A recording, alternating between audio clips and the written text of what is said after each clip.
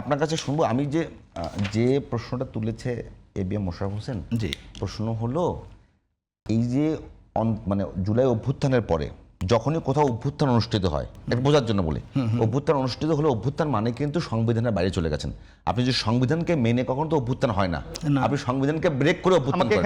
আমি আপনার প্রশ্ন শেষ করি। এখন প্রশ্ন হলো অভ্যুত্থান পরবর্তী যে সরকার গঠন, অভ্যুত্থান পরবর্তী যে রেফারেন্স নেয়া এবং সরকারের প্রক্রিয়া চালানো এবং সরকারদের 1.5 বছর চালিয়েছে, পুরোটাই কিন্তু কোনোটাই সংবিধানের সাথে শতভাগ মিলায়া করতে পারেন নাই। তো এই জন্য অনেকের চাওয়া ছিল যে এগুলো সবগুলোই যদি সংবিধানের ভেতরে থাকেন তাহলে আদালতে চ্যালেঞ্জ হবে। সেই পথটা রুদ্ধ করবার জন্যই একটা সংবিধান সংস্কার পরিষদ করতে চেয়েছিল তারা, কিন্তু বিএনপি এই জায়গাটাতে দ্বিমত করছে। কেন দ্বিমত করছে একটু বলেন তাহলে। আমি একটু বলি। আপনি যে আপনার প্রথম কনসেপ্টটাই রং। আচ্ছা, তাহলে আপনি আপনি বলেছেন যদি কোনো বিপ্লব হয়, অভ্যুত্থান বিপ্লব যাই বলেন হয়, তাহলে নিয়ম অনুযায়ী সংবিধান বাতিল হয়ে যায়। বাতিল হয় না, সংবিধানের ভেতর থেকে হয় না। আমি বাতিল বলি না, ওইটা না, আমি নরমাল আপনি হইলেও আপনি যারা যদি ওই শক্তি জয়লাভ করে সে সংবিধানকে স্থগিত করে অথবা বাতিল করে। ওকে, আপনি এটা তো এটা ক্লিয়ার করে, সবসময় বাংলাদেশে করেনি এবার। হ্যাঁ করে নাই, আমি এখানেই আসতেছি।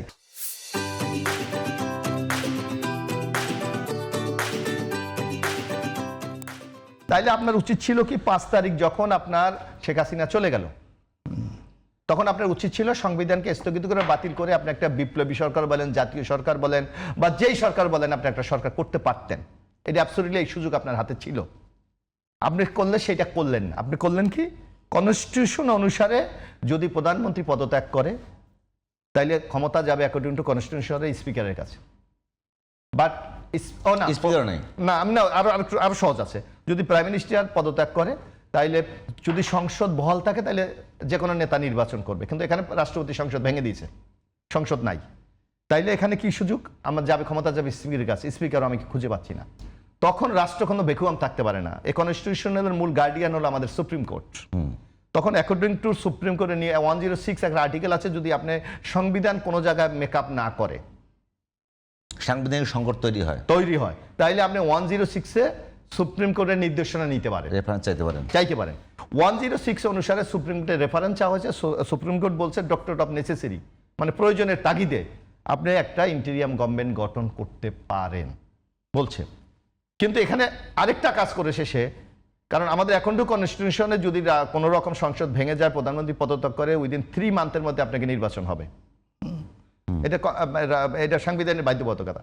কিন্তু এখানে 106-এ আপনাকে রিল্যাক্স করে দিয়েছে, এই টাইম ফ্রেমটা তারা বলে নাই। এই যে বলা হচ্ছে যে জামাতের পক্ষ থেকে একটা কথা বলা হচ্ছে যে ইলেকশন হওয়ার কথা ছিল 2019-এ, অ্যাবসলিউটলি রং। আমি মনে করি এরা একটা বোকার মতো কথা বলছে, অজ্ঞতার মতো কথা বলছে। আমার প্রাইম মিনিস্টার চলে গেছে, আমার পার্লামেন্ট ডিজলভ হয়ে গেছে, হোয়াট ইজ দ্য নেক্সট? আমাকে মাস্ট ইলেকশন হতে হবে। কিন্তু সেখানে এই প্রশ্নটুকু এখন দেখা দিচ্ছে যে তাহলে 3 মাসে হলো না কেন? কিন্তু 106-এর যে আদেশ, সেখানে কোনো টাইম ফ্রেমের কথা উল্লেখ করা হয়, সেখানে রিল্যাক্স করা। না, আপনি কি স্বীকার করতেছেন যে অভ্যুত্থান পরবর্তী যে অ্যাকশন নেওয়ার কথা ছিল সেগুলো নিতে ব্যর্থ হয়েছে? কে বিএনপি হয়েছে? না, বিএনপি না, বিএনপি তো সবসময় বলে আসছে যে আমরা সাংবিধানিক ধারাবাহিকতা রক্ষা করব। না ভাই, আমি আপনার বলতেছি বিএনপি তো অভ্যুত্থানের শক্তি। কিন্তু এখানে আমি এই জায়গাটা মনে হয় একটু বুঝতে পারছি। বিএনপি অভ্যুত্থানের শক্তি, হ্যাঁ, অস্বীকার করি না। জামাত অভ্যুত্থানের শক্তি, হ্যাঁ শক্তি। এনসিপি অভ্যুত্থানের শক্তি, হ্যাঁ শক্তি। এবং অপরপর বাংলাদেশে যারা ছিল সাধারণ মানুষ সবই শক্তি। এক কথায় বলেন সবাই শক্তি, সবাই শক্তি, সবাই শক্তি, সবাই শক্তি। তাহলে আপনি আমার একটু সহজ করে বলে দেন, যদি ওই সময় যদি কোনো ভুল হয়ে থাকে তা কি পরবর্তীতে কারেকশন করা যাবে না? না, ভুল বলতে আমি ভুল করি না। আমি মনে করেছি, আমার দল মনে করেছে অলওয়েজ। আপনি ভুল করেন নাই? না, আমি করি নাই। দল ভুল করে নাই? না, করে নাই। আমি করে নাই কেন আমি আপনাকে বলি। আপনার নিশ্চয়ই মনে আছে 2013-তে যখন বিনা ভোটের 114টি বিনা প্রতিনিধিত্ব হয়েছে, 154-14তে, তখন কিন্তু আওয়ামী লীগের পক্ষ থেকে বিএনপিকে বলা হয়েছে আপনি আসেন নির্বাচনে, আপনাকে আমরা স্বরাষ্ট্রমন্ত্রী সহ বিরাট মন্ত্রী দেবো। বিএনপি বলেছে আমি কনস্টিটিউশনের মধ্যে থাকতে চাই, এর বাইরে আমি যেতে চাই না। আমরা কিন্তু কনস্টিটিউশন, আমরা 5-এর পর আমরা বলেছি যা কিছু হবে কনস্টিটিউশনের আওতায় হতে হবে, এইটা আমাদের স্ট্যান্ড। কিন্তু তখন শক্তি যদি ইরা ওই যে মানে যেটা এখন নাগরিক কমিটি, তখন তো বৈষম্য বিরোধী ছাত্র আন্দোলন তখন ছিল, তারা যদি মনে করতো যে না আমরা এটা মানি না, আমরা একটা বিপ্লবী বিষয়, তাহলে তারা শহীদ মিনারে গিয়ে শপথ নিতে পারতেন। তারা তো বঙ্গভবনে গিয়ে এই কনস্টিটিউশনাল শপথ দিয়েছেন। ছাত্রদের আগেই আপনার রাজনৈতিক দলটা না না নো, চলে গেছে। Absolutely no. এটা টোটাল আপনি যদি মশাই- ডক্টর ইউনূসের শুনে, এই যে আপনারা কিছু কিছু কথা টুইস্ট করেন যেটা আমাদের জন্য বিপদ হয়ে যায়।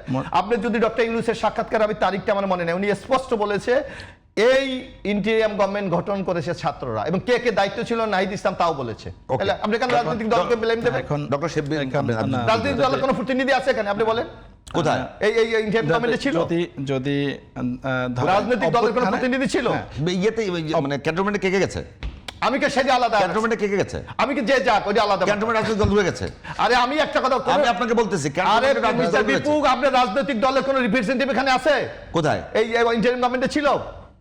অবশ্যই ছিল। তাদের- এই যে তাদের খলিলুর চয়েস রহমান- ব্যক্তি ছিল। খলিলুর হ্যাঁ, রহমান তাদের সাহেব চয়েস তো- ব্যক্তি ছিল। নো চয়েস আইডিয়া আমি তাদের ইন্টারনাল আমার অনেক ছিল। কিছু করতে পারি, কিন্তু ডাইরেক্ট কারা গিয়েছে? Direct কেউ জানি, direct কেউ জানি। তাহলে আপনি কেন বৈষম্য বিরোধীতে আমার direct কোনো পর্দার দলে অন্তরালে জানি। কি আসে এটা তো আপনি প্রকাশ ওটা করতে পারেন। স্বীকার করবেন না। না। ওকে